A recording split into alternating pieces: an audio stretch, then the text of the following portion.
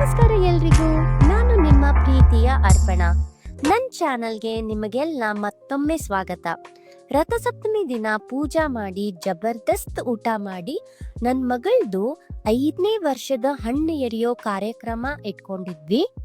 ಅಕ್ಕಿಗೆ ರೆಡಿ ಮಾಡಿ ನಾವೆಲ್ಲ ರೆಡಿ ಆದ್ವಿ. ಎಲ್ಲರೂ ಬರೋತನ ಅರ್ಶಿನ ಕುಂಕುಮಕ್ಕೆ ಎಲ್ಲ ರೆಡಿ ಮಾಡ್ಕೊಂಡ್ವಿ. ಎಲ್ಲ ಓಣಿ ಮಂದಿ ಕರೆದಿದ್ವಿ. ಹುಡುಗರು ಯಾರು ಇರ್ಲಿಲ್ಲ. ಸಂಜೆ ಹೊತ್ತಿರೋದ್ರಿಂದ ಎಲ್ಲರೂ ಟ್ಯೂಷನ್ ಎಲ್ಲ ಹೋಗಿದ್ರು. ಬಟ್ ಎಲ್ಲ ಆಂಟೀಸ್ ಬಂದಿದ್ರು. ಅದೇ ಭಾಳ ಖುಷಿ ಆಯ್ತು. ಇಲ್ಲಿ ನೋಡ್ರಿ, ನಮ್ ಪುಟ್ಟ ರಾಜಕುಮಾರಿ ಹೆಂಗ್ ಕೂತಾಳ.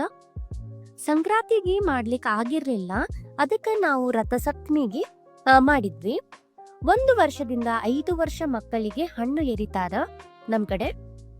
ಇಲ್ಲಿ ಹಿರಿಯರೆಲ್ಲ ನಮ್ಮ ಮಗಳ ಮೇಲೆ ಹಣ್ಣುಗಳು, ಕಬ್ಬು, ಬಾರಿ ಹಣ್ಣು, ಸ್ವಲ್ಪ ಚಾಕ್ಲೇಟ್ಸು, ಸ್ವಲ್ಪ ಕಬ್ಬು, ನಾಣ್ಯಗಳು ಎರೆದು ಆರೋಗ್ಯ, ಆಯಸ್ಸು ಮತ್ತು ಶುಭಕರ ಭವಿಷ್ಯ ಇರಲಿ ಅಂತ ಆಶೀರ್ವಾದ ಮಾಡ್ತಾರ. ಇದಾದ್ಮೇಲೆ ನಾವು ಆರತಿ ಮಾಡಿದ್ವಿ. ಇದು ಸಂಪ್ರದಾಯ, ಹಣ್ಣು ಎರೆದ್ಮೇಲೆ ಆರತಿ ಮಾಡೋದು. ಅಕ್ಕಿಗೆ ಬಹಳ ಖುಷಿ, ನಮ್ಮ ರಾಜಕುಮಾರಿಗೆ.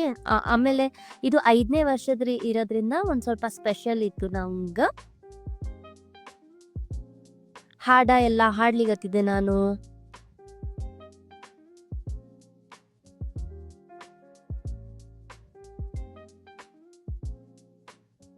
ಆಮೇಲೆ ಬಂದ ಅಂಟೀಸಿಗೆಲ್ಲ ನಾವು ಉಡಿ ತುಂಬ್ಲಿಗತ್ತಿದ್ವಿ.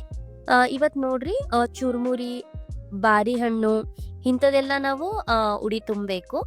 ಆಮೇಲೆ ನಾನು ಬ್ಲೌಸ್ ಪೀಸ್ ಮತ್ತೆ ಬೆಲ್ಲ ಕೊಟ್ಟಿನಿ ಎಲ್ಲಾರ್ಗು. ಆಮೇಲೆ ಎಳ್ಳು ಬೆಲ್ಲ ಕೊಟ್ಟು ಎಲ್ಲಾರ್ಗು ನಮಸ್ಕಾರ ಮಾಡಿದೆ. ಇದೆಲ್ಲ ಆಚರಣೆ ಮಾಡೋದ್ರಿಂದ ಮನ್ಸಿಗೆ ಭಾಳ ಅಂದ್ರೆ ಭಾಳ ಸಂತೋಷ ಸಿಕ್ಕದ. ಸೊ ಇಷ್ಟೆಲ್ಲ ಮಾಡಿ ನಮ್ದು ರಥಸಪ್ತಮಿ ಪ್ರೋಗ್ರಾಮ್ ಹಿಂಗಾಯ್ತು ನೋಡ್ರಿ.